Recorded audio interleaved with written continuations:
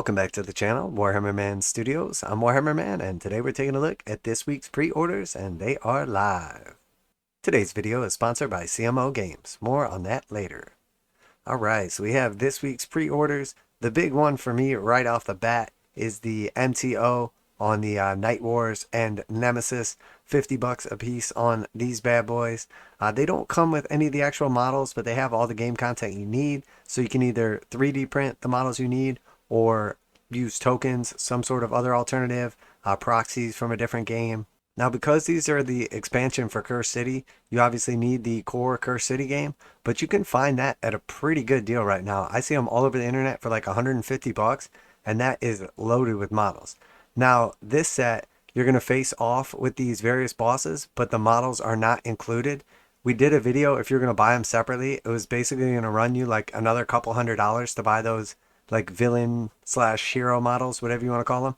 But if we kind of zoom in here, we can see it's basically 3 different vampires that were released, and then also the Fellbats and Radikar the Beast as well. So picking up those models makes this set pretty pricey if you were going to go that route. But if you're going to proxy or potentially 3D print or something like that instead, actually like $50 for this expansion is not that bad, considering it comes with like board tiles, tokens, all this other stuff, the cards, and the actual adventure itself. So I went ahead and picked it up. I do plan on playing through the game at some point in time. And then for Nemesis, you need not only the starting game, but you also need the prior expansion on top. It does say specifically it'll be delivered within 180 working days, which is definitely a long time. But that is pretty much their standard go-to when it comes to, made to order stuff. So here we see like one of the new encounter cards. We have the White King, 0, 1 level, 1 White King with 2 Graveguard, 1 White King, 3 Graveguard, White King, 4 Graveguard, White King, 5 Graveguard.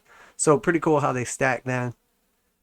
You can basically get like varying power of enemies. And if we zoom in here a little bit, we can see some dire wolves. And then we have a necromancer. Can't quite make out what that one is. And then I think that must be the Graveguard and the White King. And then we have some Vergeists. So again, if you were going to pick up these models outside of the game, you probably would spend a couple $100 on the individual models. You could obviously do proxies or something like that, which is what I plan to do. Probably some conversions. Some of those models are actually pretty cool, but a couple of them are kind of dated as well. But I mean, when it's all said and done now, if you can pick up the full Cursed City game for like under $150 and the 2 expansions for $100, that's like $250. You would need to proxy in some models, but you would have quite a bit of adventuring fun right there. And that's what I'm hoping on. Now, obviously, I have heard mixed reviews on the game and haven't played it myself yet. But I'm still ambitious that it'll be decent. There's also been quite a few people that have pointed out there's a bunch of like free community fixes that like change the spawn points to random and a couple other things that seem like they would make the game a lot more fun. So definitely looking forward to checking that out as well. And if you have done something like that or played through the game, please leave some comments so I have a better idea as to what to expect. So next we have the Rivals decks. So these are the new Rivals decks for the Gnarlwood. $29 for those if you're a Warhammer Underworlds player. We see the digital and physical rules manual for Lord of the Rings, Middle-earth battle strategy game. We got the Gnarlwood Gringrex Loon Court. These guys are pretty freaking cool. I really like the Underworlds warbands because they have such unique sculpts. Even though some of these characters or like types of models exist in the regular range, these are all like individual super cool sculpts. So they're great for using in warcry, even if you're not using them specifically as the warband in warcry, just as like unique models. They also make like great heroes if you need a specific model that stands out. These unique sculpts work really well. I love this guy on top of the squig, and instead of like the lance, it looks like the tip is broken off and then it's made into a hammer. Very cool. I also really like the squig slingshot little duo right there. This one's pretty cool as well. It's like a little mushroom blowgun. And then obviously the leader's pretty awesome. I like how on the tip of his weapon is a mushroom just growing out of it. Very cool models. All right, and then this thing is super cool. Definitely a fan of the Scorpius missile tank. I'm not sure how good it is in Horus Heresy, like rules wise. I know it's not great in 40k anymore because it kind of lost the whirlwind keyword, which was sort of what made it viable. Still a really, really cool model. Absolutely love it. but maybe not as relevant now in 40k. And since I don't play Horus Heresy, maybe somebody can let me know down below if it's actually good. And now a quick message from this week's sponsor. This video is sponsored by CMOgames.com, where you can get 15% off most Games Workshop pre-orders, and they go live right at midnight Saturday mornings. CMOgames.com offers free shipping on orders over $25 in the US 48, and most orders ship within 24 hours. CMOgames.com has been selling Games Workshop products online for more than 20 years, and customer service is their top priority. CMOgames.com carries the full line of Games Workshop products, including 40k, Age of Sigmar, Kill Team, warcry, paints, hobbies, and tools. Visit CMOgames.com using the affiliate link in the description below so they know you heard about CMOgames.com from Warhammer Man Studios. Now, back to the video. And then we do see the Lord of the Rings Battle of Osgiliath.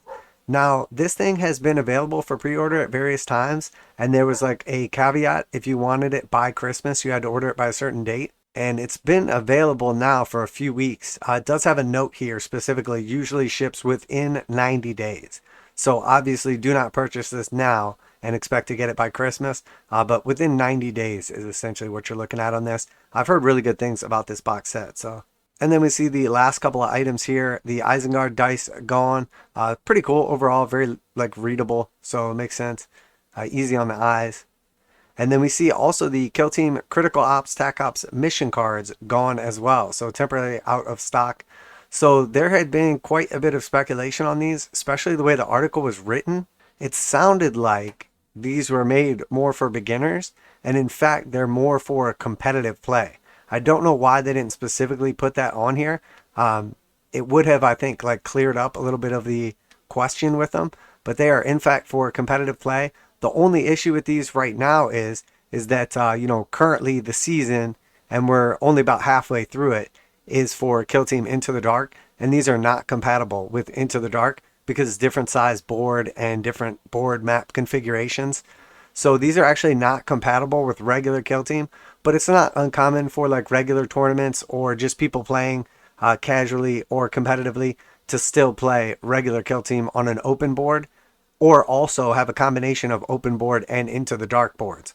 Now, it depends on the tournament. Typically, it'll be one or the other, but as things progress and as people become more comfortable with both settings, it's not crazy to think that you will have tournaments again where it's inside and outside as well.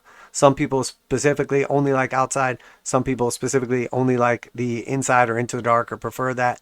But the truth is, it's best to play both. They're both really fun. They're both completely different, and the meta is completely different between the two. So if you have a mixed event, it can be really cool. Or if you just play with a bunch of buddies and you play mixed, you know, sometimes he might have an edge in specific maps with specific kill teams and vice versa for you. So both are really fun. To tell you the truth, Arena, which was essentially like the Into the Dark's inside last edition of Kill Team, really didn't catch on until after like months later. And then by then it was kind of the end of the edition. But the inside Kill Team is really fun. Now this product right here, knowing it's now for competitive, makes a lot more sense. It didn't make a ton of sense knowing that we're like halfway through a year-long season of Into the Dark. But I do like that they're still supporting regular Kill Team while the Into the Dark season's going on as well. And again, we probably have about 6 months of that left. We've gotten the starter set, we got the expansion really quick, and then it's just kind of been silence. Hopefully the expansion will come back at some point in time.